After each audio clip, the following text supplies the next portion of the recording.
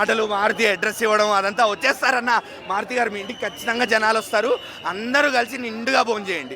రాజాసాబ్ సినిమాలు మాత్రం హీరోయిన్ల సామాన్లు అయితే బాగున్నాయి, నాకు నచ్చినాయి. ముగ్గురు హీరోయిన్లు, ఇంకో ఆరుగురు మంది ఉంటే బాగుంటుండే. కొంచెం యావరేజ్ అనిపించింది అన్న.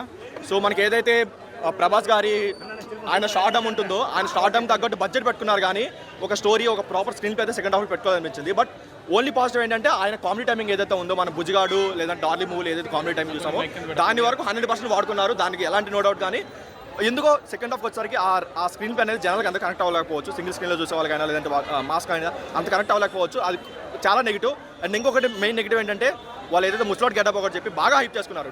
టీజర్లో అయినా ట్రైలర్లో అయినా సరే, ఈవెన్ ఈవెంట్స్లో కూడా చెప్పుకున్నారు సవాల్ వేస్తా అని చెప్పి. సవాల్ కాదు, లోపల ఆ సీన్స్ అయితే లేపిస్తారు. అవి దాని వరకు చాలా డిసప్పాయింట్ అనిపించింది. అండ్ ఇంకొకటి సినిమాలో లేని ఒక జోకర్ గెటప్ తీసుకొచ్చి ట్రైలర్ అన్నింటిలో హవా చేసి క్లైమాక్స్లో పెట్టారు. అది అసలు ఆయన అస్సలు సెట్ అవ్వలేదు.